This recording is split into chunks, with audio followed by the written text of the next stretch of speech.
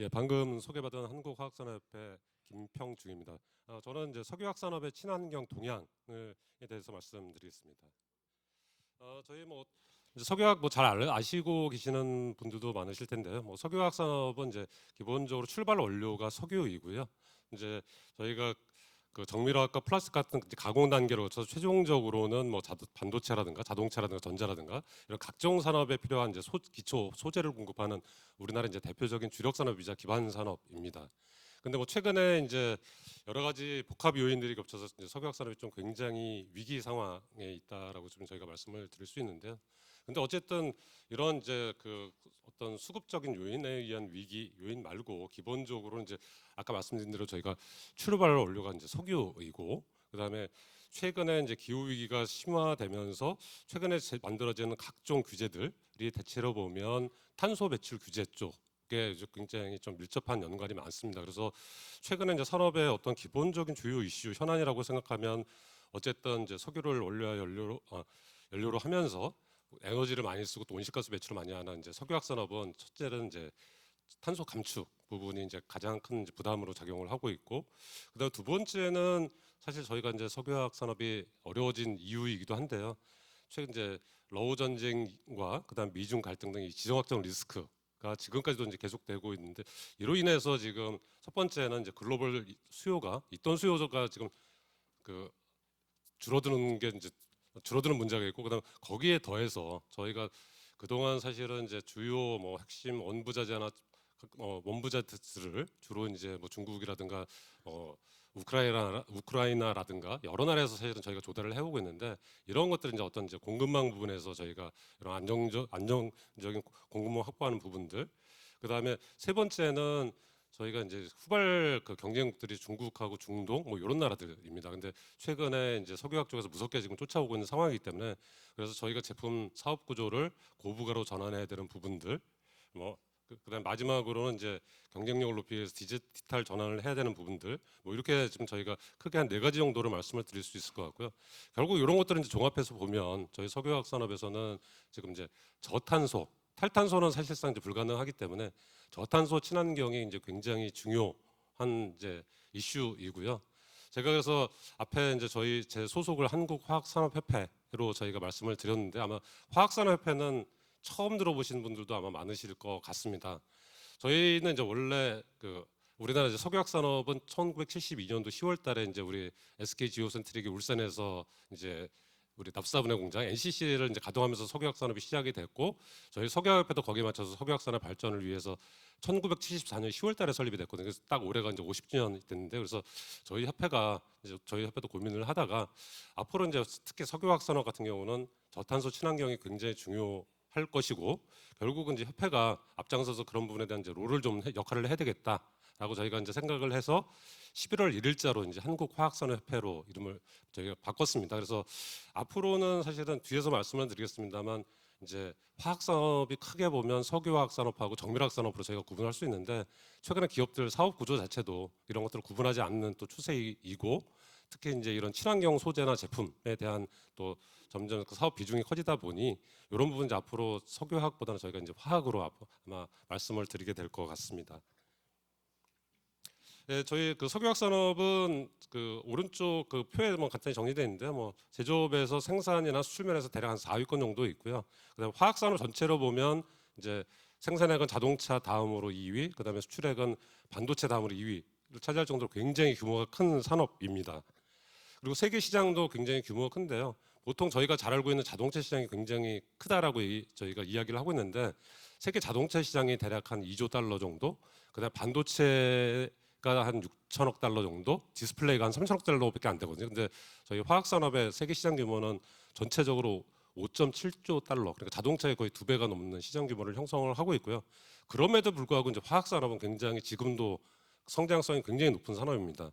저희가 그 최근 통계 기준으로 보면 어쨌든 최근 7년간 연평균 6.1%의 이제 고성장을 지속을 하고 있고, 앞으로도 화학 산업은 세계 GDP 그 잠재 성장률 연평균 3% 이상 화학 산업은 이제 성장할 것이라고 저희 예상을 하고 있습니다. 그래서 일부에서는 사실은 탄소 규제나 이런 것 때문에 석유화학이나 이제 화학 산업이 사양 산업이 아니냐 그렇게 이제 말씀하시는 분들도 많은데, 화학 산업은 앞으로도 계속 성장해 나가는 산업이다라고 보시면 될 것 같고요.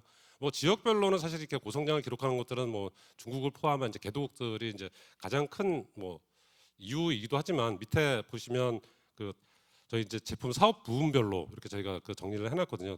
보시면 저희가 이제 이 화학 산업 크게 보면 아까 석유화학 정밀화가 말씀했는데 저희가 이제 그 사업 구조로 보면 이제 베이직 석유화학 쪽은 베이직 케미칼이 되어 있고 이제 정밀화학 같은 경우는 이제 스페셜티 케미칼이라고 저희가 구분을 할 수 있는데 뭐 모두 다 지금 현재까지도 성장성은 되게 높습니다. 그래서 뭐 그리고 이제 패키징의 원료인 플라스틱 같은 경우도 보시면 뭐 세계 전체는 6.1%이지만 그 플라스틱 저희 여기서는 이제 플라스틱 레진스라고 이제 돼 있는데요. 뭐 대략 4.4% 조금 이제 화학 제품보다는 성장성이 조금 떨어집니다만 요거는 아마 최근에 이제 글로벌 우리 플라스틱 사용 규제 이런 정책들로 인한 게 아닌가 좀 판단하고 있습니다만 어쨌든 현재 높은 성장을 기록을 하고 있다라고 말씀을 드릴 수 있을 것 같고요. 그다음에 저희 이 우리 국내 이제 화학 산업을 영위하는 기업들도 사실 그 규모 면에서는 굉장히 세계적인 수준에 도달해 있습니다. 그래서 오른쪽 그림에 글로벌 탑 50 화학 기업 순위를 지금 2023년 기준으로 저희가 정리를 했는데요.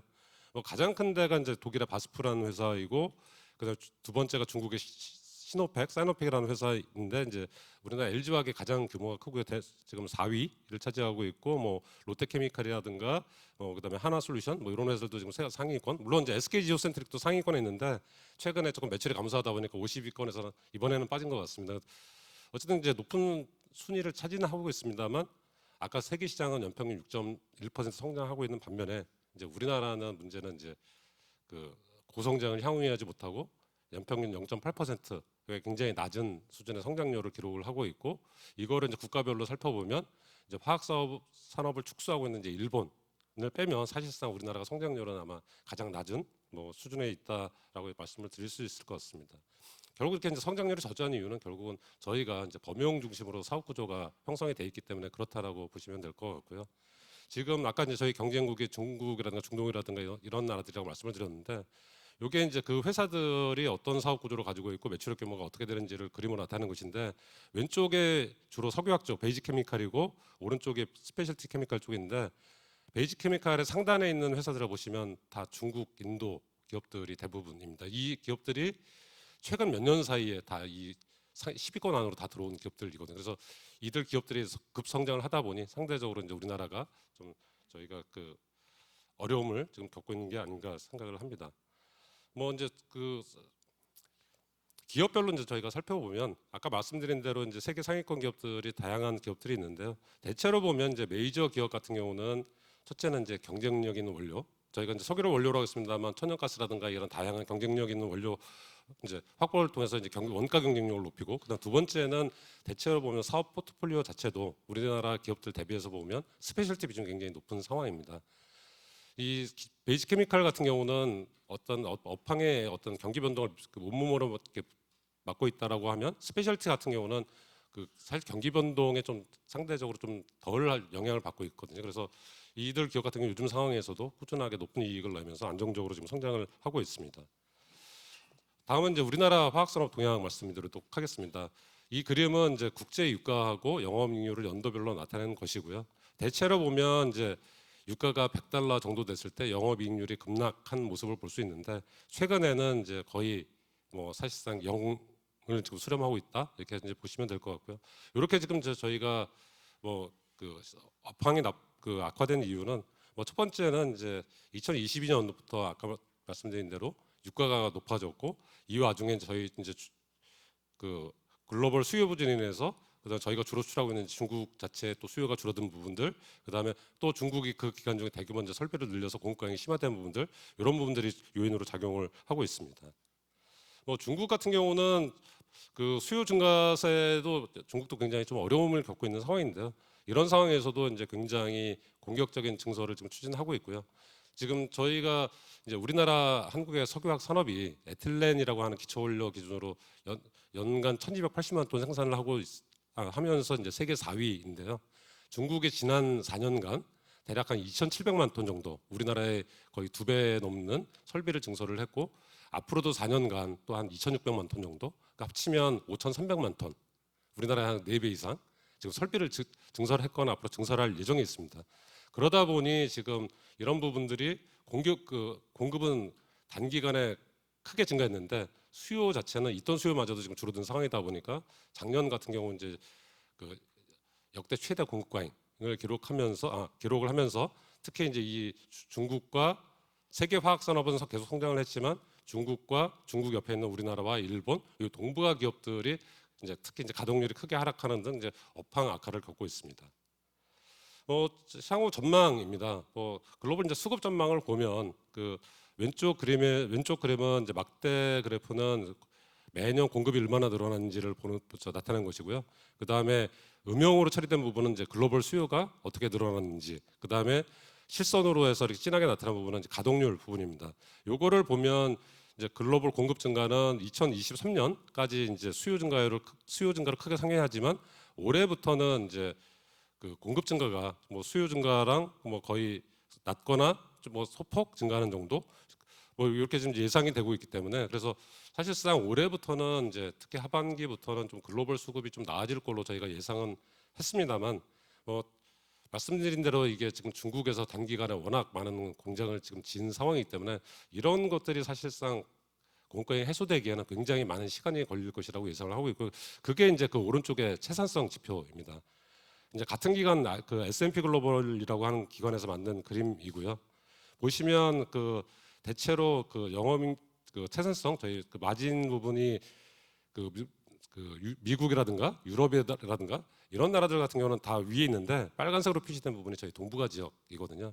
지금 현재 2022년부터 지금 적자를 기록을 하고 있고 2000 빠르면 이제 2028년도부터 이제 개선이 될 걸로 예상하고 있는데 근데 아까 말씀드렸듯이 지금 앞으로도 4년간 중국이 또 굉장히 많은 공장을 질 거기 때문에 사실은 2028년도에 과연 이 업황이 개선이 될지 어떻게 보면 이제 좀 희망사항이 여기에 좀 반영이 된 게 아닌가. 그래서 아마 석유화학 산업 같은 경우는 지금 앞으로 상당 기간 좀 저희가 어려움이 계속 될 것으로 그렇게 좀 저희가 예상을 하고 있습니다. 지금 중국 부분을 조금 더 자세하게 말씀드리겠습니다. 중국은 지금 저희 이제 석유화학 산업이 이제 우리나라 주요 수출 산업 중에 하나입니다. 저희가 이제 생산의 대략 한 60% 정도를 수출하고 그 수출의 대략 과거에는 60%였다가 지금 저희가 줄어들게 했는데 현재도 40%가 중국입니다. 그래서 사실은 저희가 이제 중국 때문에 그동안 석유화학 산업의 성장 발전을 해왔는데 이제 중국이 드디어 이제 자금파를 달성을 했고요. 이제 불원 가까운 시간에 저희가 이 40%에 달하는 중국 수출 시장을 대체할 시장을 지금 이제 차지해야 되는 그런 상황에 지금 이제 처해 있는데 이제 문제는 그런 시장이 사실상 많지 않다는 게 좀 문제입니다. 저희가 뭐 포스트 차이나로 지금 인도 시장을 저희가 이제 이야기를 들고 있는데 인도가 지금 인구 면에서는 이제 중국을 추월했지만 GDP 면에서는 중국의 10분의 1밖에 되지 않거든요. 지금 중국이 뭐 인도가 연평균 8% 이상 경제가 계속 성장한다고 하더라도 석유화학 제품에 대한 수요 자체 성장률 자체는 이렇게 수요 증가의 양 자체가 많지 않기 때문에 그래서 아마 인도가 중국 시장을 커버하기는 현실적으로 좀 한계가 있을 것 같고 나머지 이제 동남아 지역 아세안 국가들이 저희 또 유명 주요 수출 시장의 하나가 될 것인데 이 부분은 이제 지금 아마도 지금 이제 특히 이제 트럼프가 당선이 되면서 지금 이제 현재도 이미 이제 미국이 중국산에 대해서 고유로 관세를 이제 올해부터 부과를 하기 시작했는데 아마도 이제 중국산 제품을 견제하기 위해서 미국이 보다 더 많은 이제 압박을 가할 것이고 그렇게 되면 이제 갈 곳 없는 중국산 제품들이 결국은 이제 우리나라를 포함한 아시아 지역으로 아마 쏟아져 들어오지 않을까라고 좀 예상을 하고 있는데 그렇게 되면 저희가 아세안 쪽 국가들 시장을 찾는 것도 좀 어려움이 있지 않을까라고 좀 생각을 하고 있고요. 특히 이제 중국의 무서운 게 뭐냐면은 규모 면에서 이렇게 대규모 공장을 진 것뿐만 아니라 지금 이제 최근에 지어지는 공장들이 최신 기술을 적용한 이제 고효율 설비들이 되게 많습니다. 여기 아래 저희 써 있는데 COTC라고 이제 크루드 오일 투 케미칼 원유에서 정유 공장을 거치지 않고 직접 화학 제품을 생산하는 공장들을 지금 이제 짓고 있는데 이런 것들이 기존 우리 그 NCC 공정 대비해서 보면 굉장히 원가가 쌉니다. 그래서 원가 면에서 사실은 이제 중국이 경쟁력을 갖췄기 때문에 이런 부분이 이제 저희한테도 굉장히 앞으로 큰 위협이 될 것 같고요. 그래서 말씀드린 대로 지금 이제 저희가 앞으로 지금까지는 이제 높은 중국 수출 의존도로 보였지만 이런 부분들을 지금 대체하기 위해서 대체 시장을 찾아야 되는 부분들. 그래서 두 번째는 이미 이제 작년부터 우리 폴리머 레진이 지금 이제 중국산 제품들이 급격하게 지금 이제 수입이 확대되고 있고 레진뿐만 아니라 지금 플라스틱 제품들도 지금 굉장히 수입이 많이 되고 있는 상황이기 때문에 이런 이제 중국 더군다나 이제 또 우리 저희한테는 좀 뼈아픈 얘기입니다만 중국과 한국 간에 FTA가 체결돼 있는데 우리나라는 중국 시장에 들어갈 때 높은 관세를 물어야 되는데 이제 중국산 제품은 곧 무관세로 다 우리나라에 지금 들어오고 있는 상황이거든요. 그래서 이런 부분을 저희가 개선을 하려고는 하고 있습니다만 어쨌든 저희가 이 부분을 효과적으로 방어해야 될 어떤 보호책을 지금 마련해야 될 필요성이 있고 그래서 저희도 지금 이제 회원사들하고 같이 회사들하고 같이 얘기하고 있는 거는 이후에 CBAM과 같은 어떤 이제 중국산 어떤 이게 고탄소 제품들 이런 부분들 저희가 합법적인 어떤 그 그러니까 기술 장벽을 통해서 저희가 이런 것들을 좀 막아야 되지 않을까. 그래서 앞으로는 이제 저희가 이제 이런 보호책도 지금 이제 마련해 나갈 예정으로 있습니다. 다음은 이제 저희 석유화학 산업의 오늘 주제가 이제 친환경 동향인데요. 저희가 왜 저탄소 친환경 추진이 이제 중요한가? 뭐 다른 산업들도 당연히 마찬가지로 이제 탄소 감축 의무가 있기 때문에 어쨌든 탄소 감축은 굉장히 중요한 이슈인데 특히 이제 저희 화학 산업, 석유화학 산업은 굉장히 중요한 이슈이고요.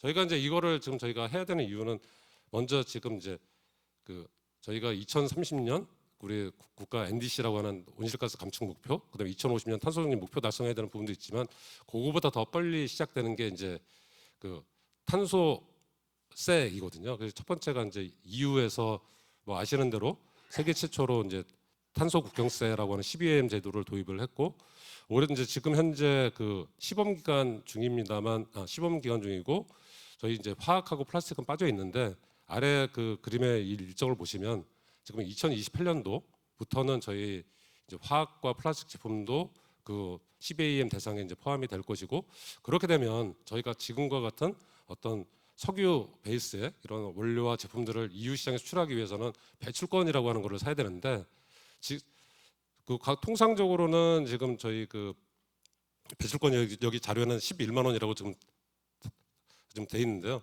우리나라가 지금 배출권 가격이 얼마 전에 2, 3만 원이었다 지금 만 원대로 지금 떨어진 상황이거든요. 보면 우리나라 거의 10배 달하는 지금 배출권을 사게 되면 그 부분만큼 사실 이제 경쟁력을 잃어버리는 거기 때문에 그래서 이후에 이제 수출하는 부분이 앞으로 어려워지지 않을까라고 생각을 하고 있고 그다음 두 번째는 이제 모든 환경 규제가 EU가 먼저 시작하면 이제 미국이 따라가고 그다음에 중국이나 일본이 따라가는 형태에 있는데 미국도 지금 이제 탄소세를 지금 이제 법안을 발의돼 있는 상태인데 이거는 미국의 지금 이제 사실은 민주당 정부에서 그 발의된 법안이지만 공화당도 지지하는 법안이고 유사한 법안이 지금 3개가 발의돼 있습니다. 근데 그래서 지금 예상으로는 빠르면 올 연말 아니면 내년 초 트럼프 정부 출범이 내년 2월 달로 알고 있는데요. 아마 그 전에도 이 법이 아마 그 시행이 통과되지 않을까라고 지금 예상을 하고 있는데 요것도 지금 이제 처음 출발은 탄소가 많은 석유화학 등 12개 제품에 대해서 이제 톤당 55달러 관세를 부과하는 것인데 요것도 2배 이상 지금 이제 갈 계획으로 있는 것으로 알고 있습니다. 그래서 저희가 아까 말씀드린 대로 지금 어쨌든 국가 탄소 그 감축 목표를 저희가 달성하는 것도 중요하지만 사실은 이런 부분이 빨리 가기 때문에 저희가 EU와 미국에 수출하기 위해서는 빨리 친환경 원료와 제품으로 전환을 해야 되겠다라고 필요성이 있다라고 말씀을 드리겠고요. 그다음 두 번째는 이제 그 저희 기업들이 이제 해마다 저희가 이제 경영 실적을 공시하고 있는데요.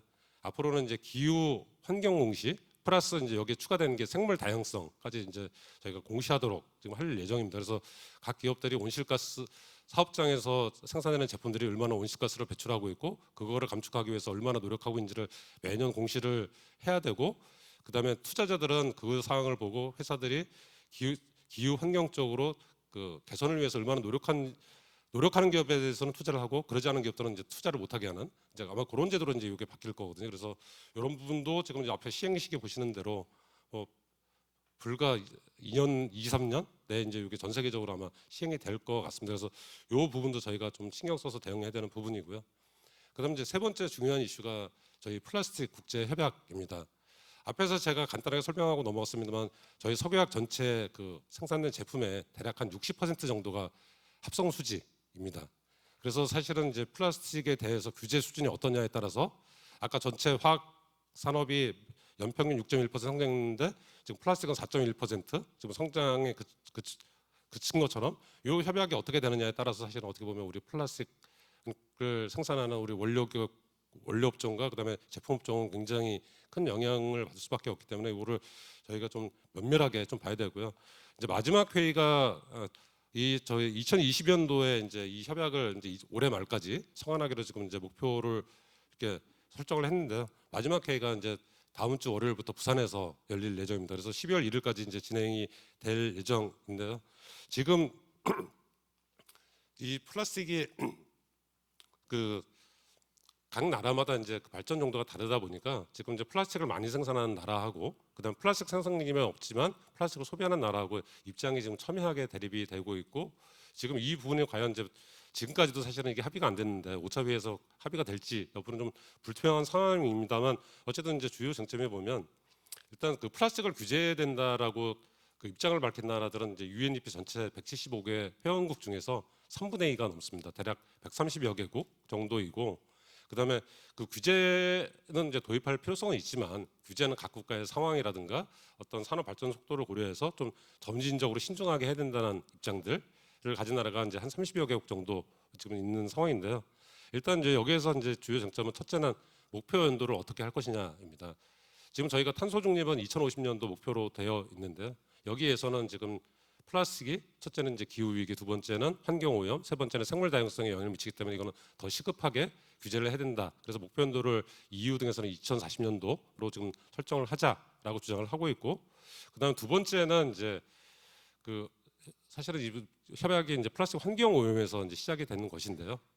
그 저희 이제 생산국들 같은 경우는 지금 이제 대량 생산이 문제가 아니고 사실은 이제 그 잘못된 관리로 인해서 그 제대로 관리되지 않은 이 우리 플라스틱 쓰레기들이 그 강이나 바다로 흘러 들어가서 이제 환경 오염이 유발되기 때문에 사실은 이제 잘 관리를 하고 그다음에 회수된 플라스틱, 폐플라스틱들은 재활용을 통해서 충분히 재활용을 한다면 이 문제는 저희가 이제 해결할 수 있다라는 이제 그런 입장을 보이고 있는데 그 EU를 포함한 이제 강경한 규제 도입이 필요하다고 하는 나라들은 지금 그 플라스틱 쓰레기는 주로 이제 개도국에서 기인이 되지만 이 나라들이 불행하게도 재활용 기반이 없다.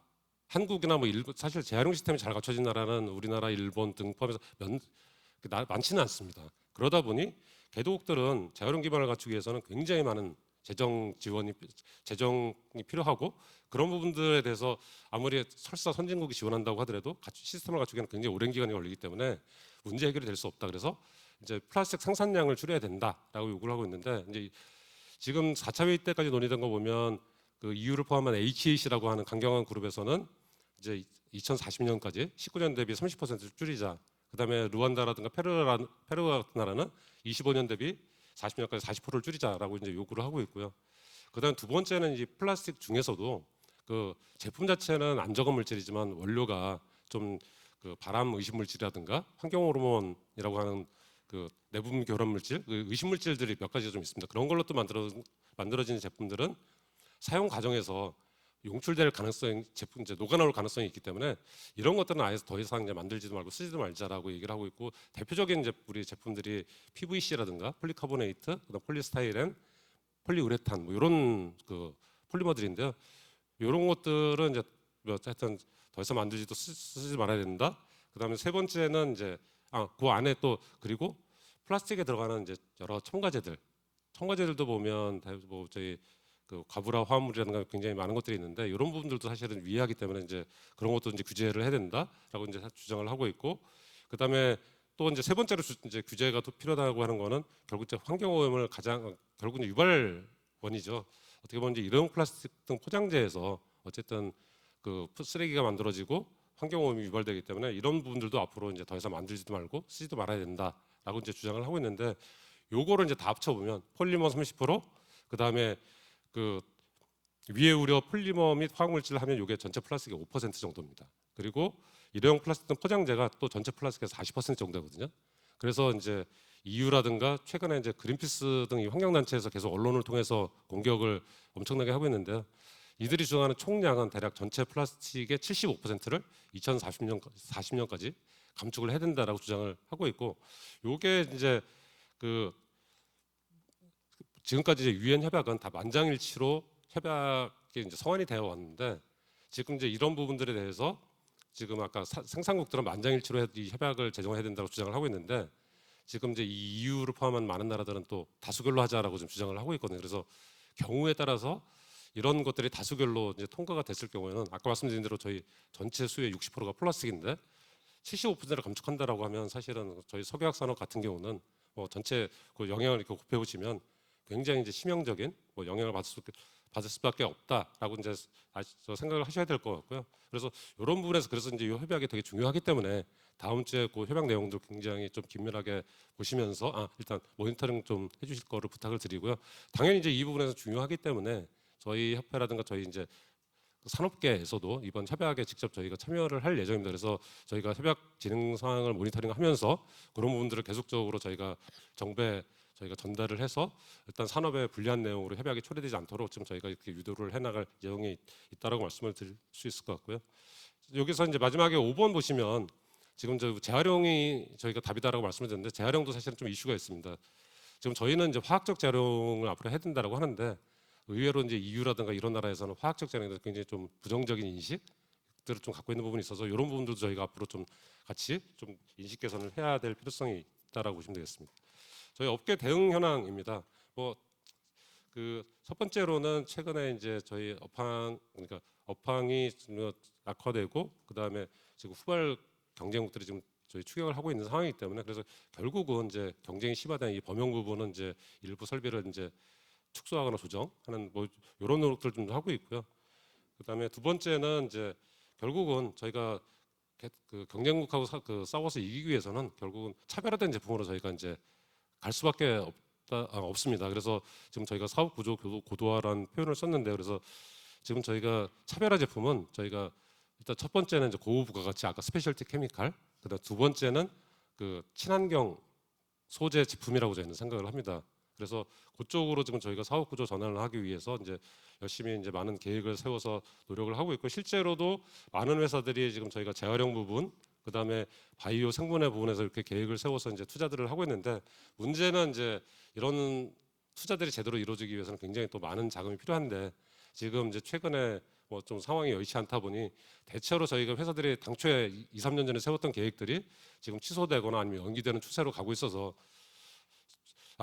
취소가 되고 있는데 앞에서 말씀드린 것처럼 이런 지금 이제 저희 각종 규제들이 지금 빠른 시간 내에 지금 저희한테 다가올 거기 때문에 사실은 그래서 저희는 어떻게 보면 지금 그런 부분에 대해서 좀 그 잘 이렇게 좀 하여튼 저희가 좀 효과적으로 대응할 필요가 있다고 보시면 될 것 같고요. 마지막으로 저희 이제 친환경 추진 전략입니다. 이거는 저희 탄소 중립 전략이랑 뭐 동일하고요.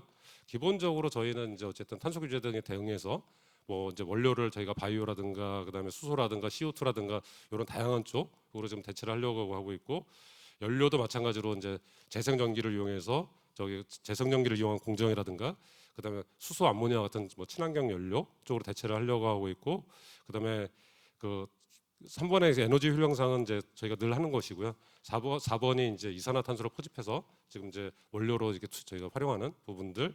그다음에 마지막으로 이제 폐플라스틱 산업 원료 부분들 이런 거를 통해서 저희가 사실은 어떻게 보면 친환경 산업 구조를 바꾸면서 온실가스를 감축하는 그런 쪽으로 지금 저희가 전략을 추진 일단 하고 있고요.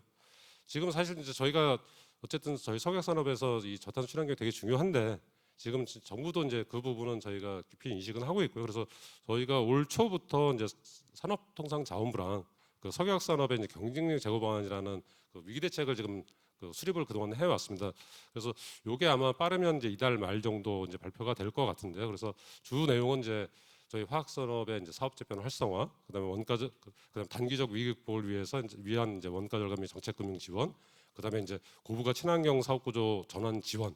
예를 들면 이제 고부가 친환경 사업 구조 전환 지원에서 제일 중요한 거는 초기 시장 창출이거든요. 그래서 이런 부분에서 경제성을 높이기 위해서 여러 가지 인센티브를 주는 부분들, 그다음에 공공조달 시작 포함해서 어떻게 이제 수요를 좀 활성화시키는 부분들 이런 것들이 이제 여기에 다 담겨 있다고 보시면 될 것 같고 저희 협회도 그래서 앞에서 말씀드린 대로 이러한 부분들을 저희가 좀 적극적으로 역할을 하기 위해서 이제 협회 이름을 바꿨다라고 다시 한번 말씀을 드리겠습니다.